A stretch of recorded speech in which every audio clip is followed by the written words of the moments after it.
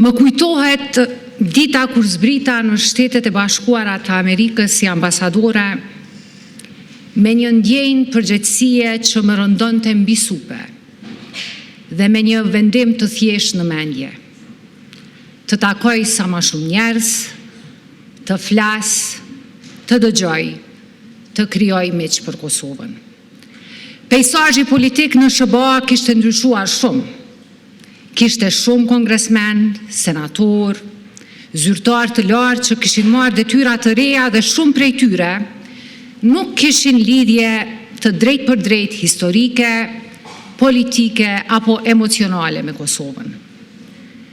Takime të pafundme në korridoret e institucioneve, në zyre të vogla e në salla të mëdha, ku vendimet marrin formë. Por diçka e pazakont ndodhte vazhdimisht. Sa herë filloja të flisja për Kosovën, për rrugtimin tonë, për plagët tona, për shpresat tona, për ballë meje nuk kishte habi. Nuk kishte pyetje të para. Kishte një buzëqeshje të lehtë dhe një pohim të qetë. E dim.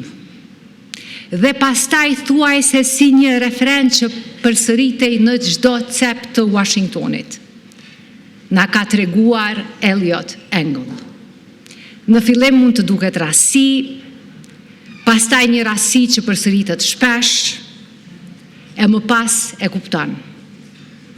Nuk po fillonim nga e para. Dikush kishte qenë aty para nesh. Dikush kishte folur, kishte shpjeguar, kishte bindur. Kishte ndërtuar ura të padukshme por të fuqishme, mes një vendi të vogël dhe një bote të madhe. Eliot Engel kishte bërë atë që shumë pak njerëz arrin ta bëjnë në politikë. Kishte lënë gjurmë në ndërgjegjën e njerëzve. Dhe atëherë kuptova që misioni im ishte shumë i lehtë. Nuk kisha detyrë vetëm të krijoja miq, por t'i nderoja miqësitë që Eliot Engel kishte krijuar për ne. Sepse kur një popull i vogël dëgjohet pa qenë i pranishëm, kur historia e tij rrëfehet nga të tjerët me ndershmëri, me bindje, atëherë kjo histori ka gjetur një zë të vërtetë. Dhe ai zë për ne ishte Eliot Engel. Ishte zë që mbështeti Kosovën në ditët më të errta të okupimit. Profetike mbetet deklarata e tij në ditën kur kasapi i Ballkanit ja ndaloi hyrjen në Kosovë gjatë luftës. Shumë shpejt, tha kongresmeni, Kosova do të çlirohet. Unë do ta vizitoj Kosovën, por ju dhe Serbia do ta keni të ndaluar të hyni në Kosovë. Ishte zë që mbështeti luftën tonë çlirimtare. Ishte ai zë që mbështeti pavarësinë e Kosovës. Ishte po ai zë që mbështeti njohjet e reja dhe antarësimin në organizata ndërkombëtare.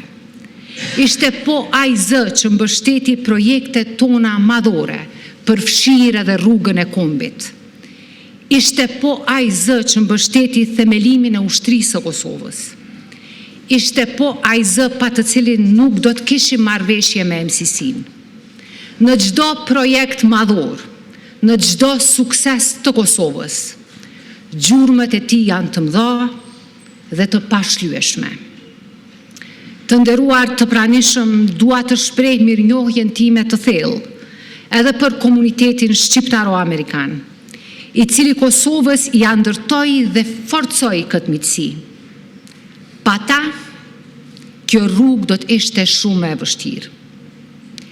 Dhe në fund, dua të ndaj me ju një moment që nuk do ta harroj kurrë.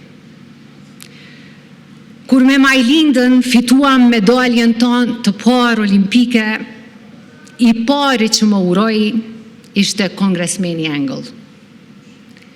E morëm medaljen e parë, më tha. Jo e morët, jo e fituat, por e morëm. sepse ai tashmë ishte një nga ne, dhe i tillë do të kujtohet gjithmonë.